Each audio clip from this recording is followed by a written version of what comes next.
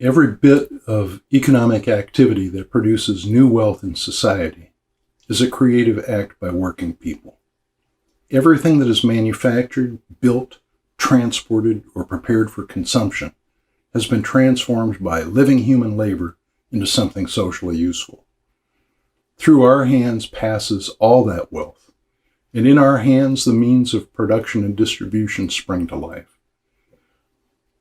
This gives our class enormous, that is to say, decisive social power. We can bring the entire economic system to a halt simply by collectively putting our hands in our pockets and ceasing work. This gives us the potential to take control over the entire operation and to begin making all the decisions regarding what is produced, under what conditions of work, and how the product is distributed to society. But without organization, the working class is nothing more than raw material for exploitation. Exploitation of our labor for the enrichment of the owners of the factories, railways, cargo vessels, and retail distribution centers, and robbery of our bank accounts by landlords, mortgage bankers, and credit companies. Without organization, each worker faces the concentrated power of the capitalist class as an individual and is easily exploited, intimidated, and robbed at every turn. Without organization, our daily struggle for existence is a lonely reminder of our powerlessness over the forces of production that our labor and the labor of our forebears created. And without organization, we have jobs only at the will of the employer, and only under the conditions of labor and rates of pay granted by the employer. The basic unit of organization is the labor union. As of 2019, only 10.3% of U.S. workers were members of unions. That rate was only 6.2% for private industry, with higher rates for government employees. But it wasn't that long ago that basic industry was completely organized. Powerful unions like the United Auto Workers, the United Steel Workers, and the United Mine Workers won wage and benefit gains for industrial workers under the threat of disruption of the huge profit streams of the automobile, steel, and coal corporations through the calling of nationwide strikes. Paid vacations, health benefits, and sick leave were won. Most importantly, concessions over the conditions and pace of work were extracted from the employers. By 1954, the peak year of U.S. industrial organization, 35% of the U.S. workforce were union members. But in 1933, 4 years into the Great Depression, not a single recognized union existed in any industrial plant in the United States. How did this organization happen? What can we learn from this history that can help us organize today? The massive organization of industrial workers into the CIO in the 1930s and 40s was the result of the radicalization of workers who suffered catastrophic declines to their living standards during the Great Depression, which began in 1929. But radicalization and unrest are not enough in and of themselves to bring about change. Organization is required. And 3 strikes in 1934 inspired American workers to take that step towards organization. Those 3 were the San Francisco waterfront strike, the strike of the auto parts workers in Toledo, Ohio, and the great Minneapolis Teamsters strikes. What set all 3 of these struggles apart from previous struggles that had not been so positive was the presence in the union ranks of socialist and communist leaders who knew how to organize and demonstrated they knew how to stand up to the assault by the employers and the government on the workers and win. We're going to take a look at the example of Minneapolis tonight. At the outset of the 1930s, Minneapolis was an anti-union paradise for capitalists. No strikes had been won in the previous decade. And the unions that existed at the time were craft-oriented setups that divided workers along the lines of what task they did, what particular kind of work they performed, rather than the common place of employment or the common employer that they all worked for. What is more, during the reactionary political period of the 1920s, the conservative trade union leaders of the American Federation of Labor had collaborated with the capitalist government to root out any pockets of radicalism left over from the pre-World War I period with a series of red purges in 1925 and 26. To make matters worse, the Communist Party in 1929 had announced that capitalism had reached its final stage, its third period, and as a result, launched a campaign to split the labor movement by launching its own separate red unions, which basically just contained their members and their followers. But it isolated the most radicalized workers from the bulk of the organized workers in the existing trade unions. To cap the situation off, many of the most dedicated and theoretically developed Marxists in the Communist Party had been expelled as Trotskyists. But it was the Trotskyists in Minneapolis, organized into the Communist League of America, who constituted the most experienced and knowledgeable activists in the labor movement, and it was with a handful of members that they began the campaign to transform Minneapolis into a union town. The idea was hatched by two veteran Marxists, Ray Dunn and Carl Skoglund. Dunn was a well-traveled former IWW organizer who had been the Communist Party's candidate for U.S. Senate from Minnesota in 1928. Skoglund was an experienced socialist trade unionist who had been blackballed in Sweden for his political union activity, could no longer find a job, and made his way across the Atlantic in order to continue his socialist organizing here in the United States. Minnesota winters are very cold, and at that time, coal was the almost universally used heating material. There were a number of coal yards scattered around Minneapolis, employing mainly unskilled labor in backbreaking work, shoveling coal into trucks over long hours for delivery to homes and businesses for heat. A few Communist League members got jobs in one of the coal yards, and then slowly and carefully over the course of 1933 began recruiting a nucleus of people who were ready to help organize the union. Although the Teamsters Union was divided up into separate local organizations, one for milk drivers, one for grocery drivers, and so on, there was one sort of mongrel local which contained members who were not numerous enough handling a particular commodity to form their own separate locals. This was General Drivers Local 574, with a membership at the time of no more than 75. This was chosen as the vehicle for organizing the coal yard workers. The concept was to win a victory for the union by tying up the coal yards, winning a strike, and then to parlay that win into a campaign to organize the entire trucking industry in Minneapolis. The workers were hamstrung by a corrupt and ineffective leadership on the local level. The Teamsters Joint Council and the business agent were not really interested in any organizing, didn't really know how anyway, but they were up against a contradiction.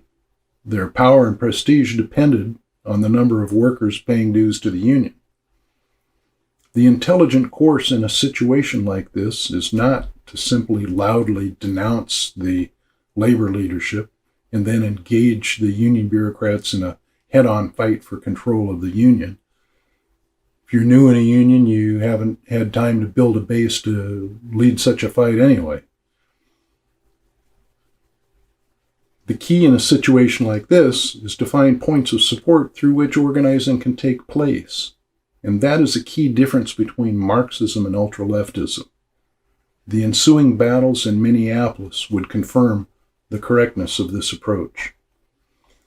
The workers were also faced with the extremely conservative international president, Daniel Tobin, whose efforts to maintain an iron grip over the union's affairs dovetailed with the government's attempts to tie up worker struggles in long deliberations of labor boards, directed mediation of conflicts, forced arbitration, and other methods which sought to take the influence of the rank and file members themselves away from the outcome of conflicts with the employers.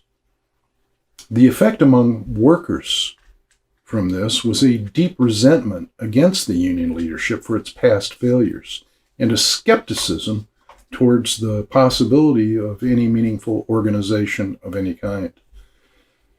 During the first couple of years of the Depression, workers also tended to want to keep their heads down, just happy to hold on to whatever little work they could get. But there was a bit of an upturn in 1933, and that created a little bit more self-confidence in the workforce. In addition, the newly elected president, Franklin Roosevelt, in an effort to head off working-class radicalism, had included a point in his National Industrial Recovery Act that purported to guarantee the right to organize. It didn't, but workers believed it. They took that to mean they had the government's support, and that put wind in the union sails for organizing. Another important factor should be noted.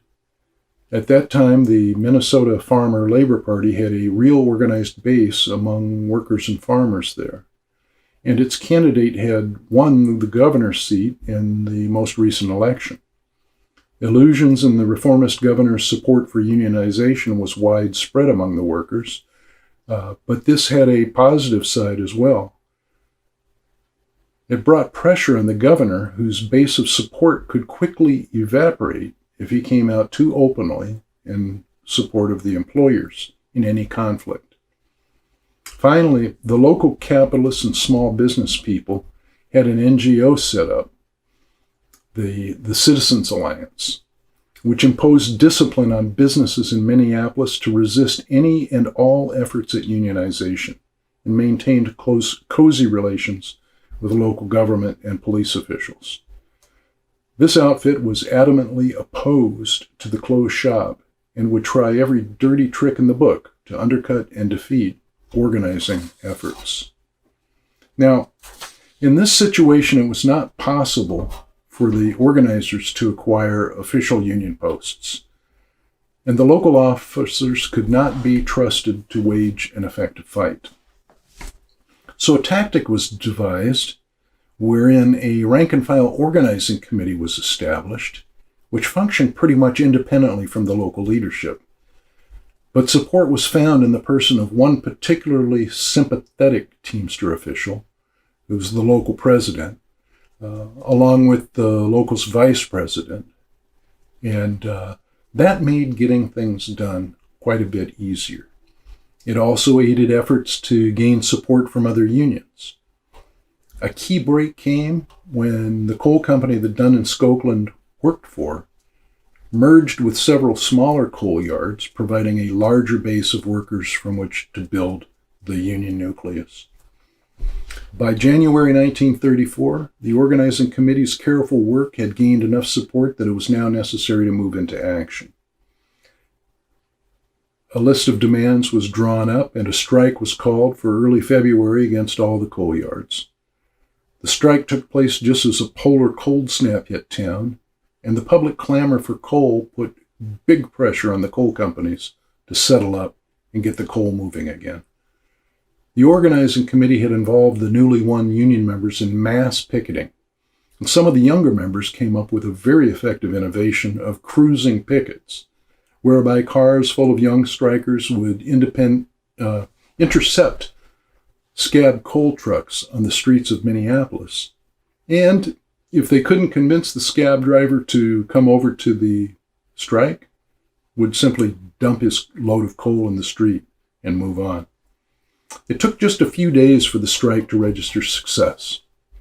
Minor improvements in pay and hours were won, but most importantly, they gained the win of union recognition throughout the industry.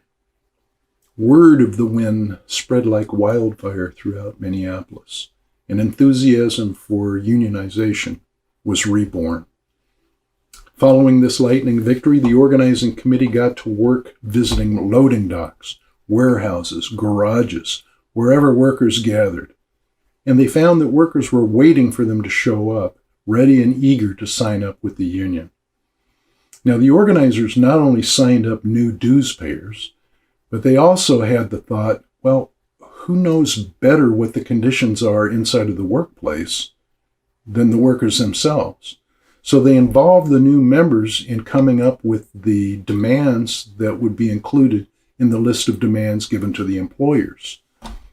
Because they were adding their direct input into the union's demands, each new member also became an organizer for the union, signing up more of their co-workers as they explained just exactly what the union was fighting for. It didn't take long for this campaign to reach completion, and a show of their accumulated strength became necessary in order to show the whole membership how strong they were, and to rally the forces for a showdown with the employers.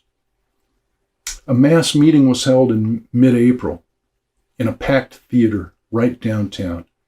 After the speeches were finished, a recess was taken to sign up even more new members, bringing the union's locals' strength to 3,000 members, quite a jump from the 75 just 1 year previously. The Citizens Alliance was also preparing on the other side, and it began lining up its forces to break any action by the union and to organize the hiring of scabs for continuing operations in case of a strike.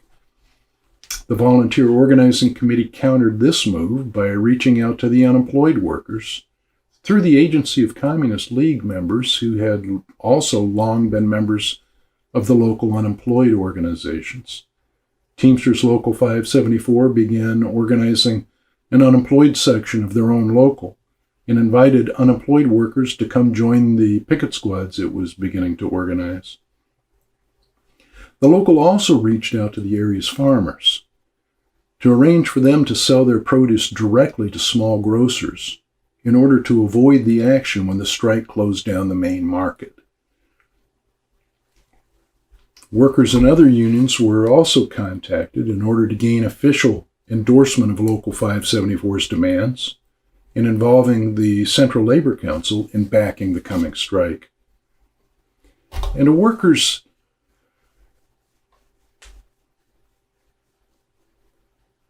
committee put together a women's auxiliary for the local.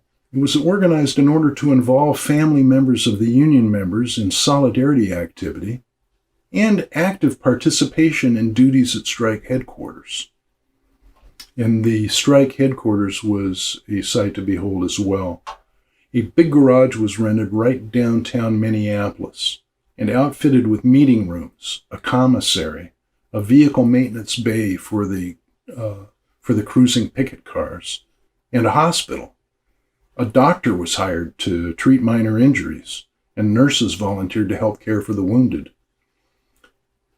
When the union's demands were presented to the employers insolently refused to even talk. When this was reported to a great mass meeting of union members, there was a unanimous vote to strike. Rather than leave organization decisions in the hands of the local officers, a strike committee of 75 rank-and-file union members was elected to conduct all aspects of the strike. As soon as the strike was called in May, new members began streaming into the strike headquarters. Local 574 had soon doubled its membership to 6,000 workers in Minneapolis. At the beginning of the strike, the streets were quiet. No attempts were made to move anything by truck. No attempts were made to break the strike. Yellow cab drivers came around to join the local as well, and soon they were on strike for their own demands. Now, nothing on wheels moved in Minneapolis without union approval, and cruising picket squads made sure of that. Mass picketing was needed all over town, but with new reinforcements, it was no problem to organize the necessary forces. The Citizens Alliance got the police to mobilize, to start beating up pickets. And a few pickets started coming in with broken bones and bad cuts. But this only stiffened the resolve of the strikers and won the strike more public support. It was at this point that a force of special deputies was organized by the Citizens Alliance to augment the police forces, and an attempt was made to physically smash the mass pickets being used to help keep the main market closed down. In what became known as the Battle of Deputies Run, the strikers gave back much more than what they received, chased the special deputies and all the cops out of the market, and kept it closed down. Now, in the course of this strike, masses of workers learned the kind of lessons only a few will get from reading books. They discovered that the police are not a neutral force for law and order, but 100% on the side of the employers against the workers. They learned that the capitalist press lies and distorts news reports in order to demoralize strikers and to turn public opinion against the strikers. And they learned that their democratic rights are not guaranteed by a piece of paper defended by a neutral government, but instead had to be won in action by themselves and defended over and over again. They learned that the government would try, through trickery and shady maneuvers with mediators and labor boards, to take away behind closed doors what had been won in the streets. After a 10-day strike, an agreement was reached that did not fully meet all of the union's demands, but did offer significant concessions on wages and hours and conditions of work. But again, most importantly, it won official recognition of the union as the representative for all drivers and inside workers. This agreement was approved at a mass union meeting, and the strike was over. Local 574 continued its organizing and soon had over 7,000 members in the local. Other unions in the area also came back to life as new blood began streaming into the old organizations.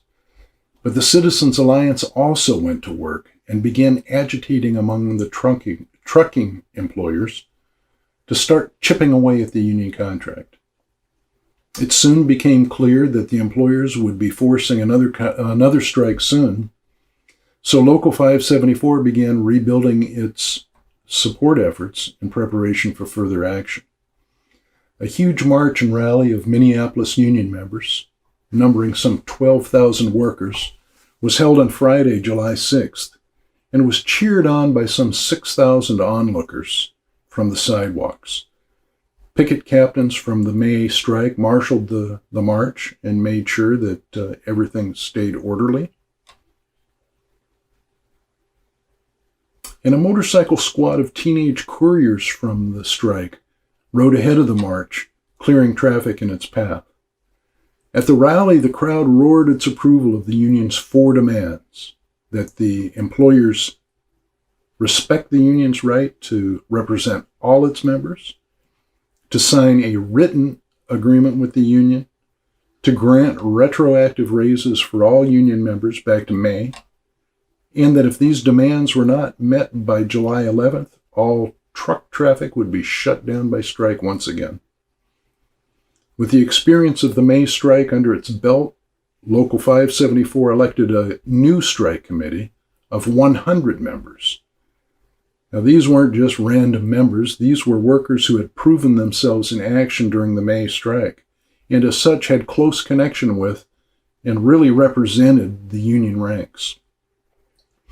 And rather than sending in a negotiating team to conduct business in a back room with the employers, a contact committee of 2 members was elected from the strike committee of 100 as liaison with the employers. This committee explained to the employers that they were not empowered to make any decisions, couldn't agree to any concessions. All they could do was just listen and report back to the strike committee what had taken place in the meeting. This made all the deliberations of the leading body democratic and under close supervision of the ranks themselves through their proven, trusted leaders. The local also began issuing the very first daily strike bulletin ever issued by a union in the United States, called the Organizer. This was a modest 2-page tabloid, but quickly became the go-to source for news to counter the lies of the big business press. It was sold on the street by volunteers. It was sold on bar counters and in small stores. And with the solidarity donations it was receiving, it became self-financing. The paper's circulation quickly rose to 10,000 daily copies. The Citizens Alliance countered this by harassing one print shop after another to get them to stop printing it, until the union finally found a shop that wouldn't give in to any of the pressure, and the paper continued publication all the way through the end of the strike. The Citizens Alliance also received a gift, a propaganda gift from Teamsters International President Daniel Tobin at this point. He published a red-baiting editorial tirade against the leadership of Local 574 in the July issue of the Union's magazine. The Citizens Alliance took this editorial and published it as an advertisement in the Minneapolis papers, and used this as a way to try to split the union, to divide the membership from the leadership. But the union members were not swayed by this attack, and stuck with the Trotskyist leaders who had proven they knew what they were doing and could deliver the goods. In this strike, the police were armed with shotguns for the first time and instructed to use them to break the strike. An ambush was organized against a squad of unarmed pickets. 67 of them ended up shot, 3 in critical condition, and 2 of those later died.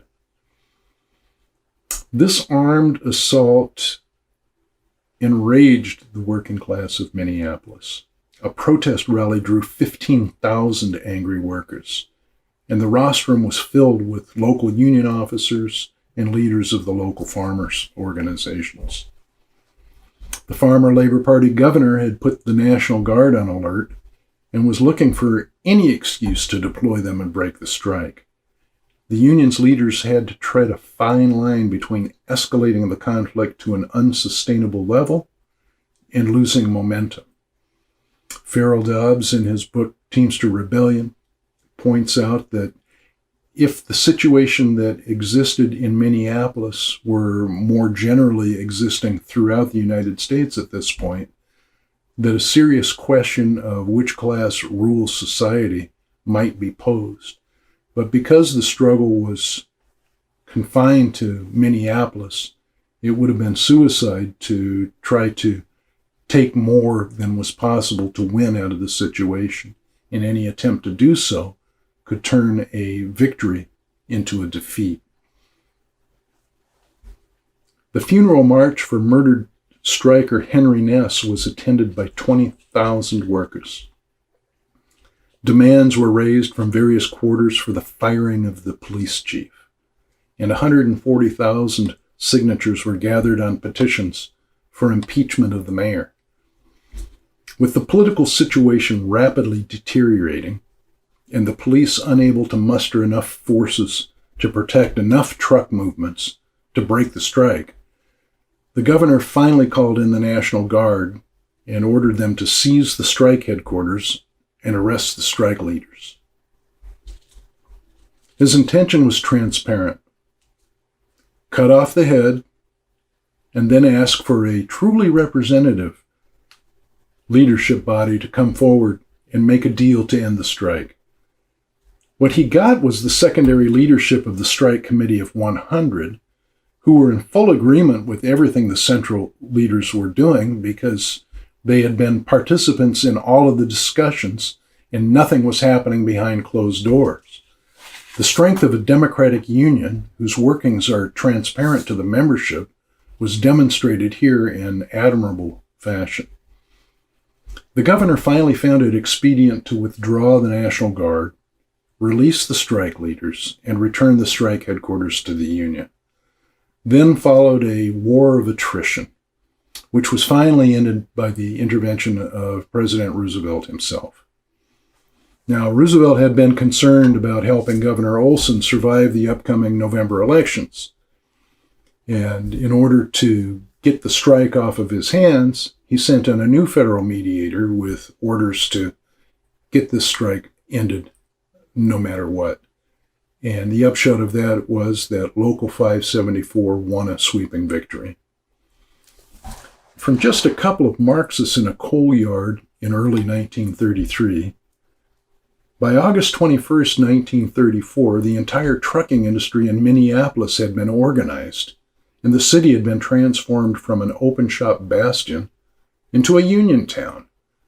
For the first time, the Teamsters Union had been organized on an industrial basis, and this set the stage for an 11-state over-the-road organizing campaign over the next couple of years. What is more, the solid victory in Minneapolis, along with the successful struggles in Toledo and San Francisco, laid the basis for the wave of sit-down strikes that organized the auto industry in 1936, and the general organization of all the mass production basic industries in the country. Marxists sometimes hear criticisms from the action-oriented activists who insist that something has to be done now. All you Marxists do is sit around reading books by old dead men. Theoretical preparation, however, is a guide to action. Karl Marx once wrote that material force can only be overthrown by material force, but theory itself becomes a material force when it has seized the masses. This is what happened in Minneapolis. The innovations introduced by the theoretically prepared Trotskyists in Minneapolis were keys to building a powerful, democratic, and class-conscious union whose gains still resonate with us today. Teamster Local 574 leader Farrell Dobbs, who was won to the Trotskyist movement in the course of this campaign, wrote the book on the struggle, Teamster Rebellion. His dedication of this book is a fitting way to end this presentation. To the men and women who gave me unshakable confidence in the working class, the rank and file of General Drivers Local 574.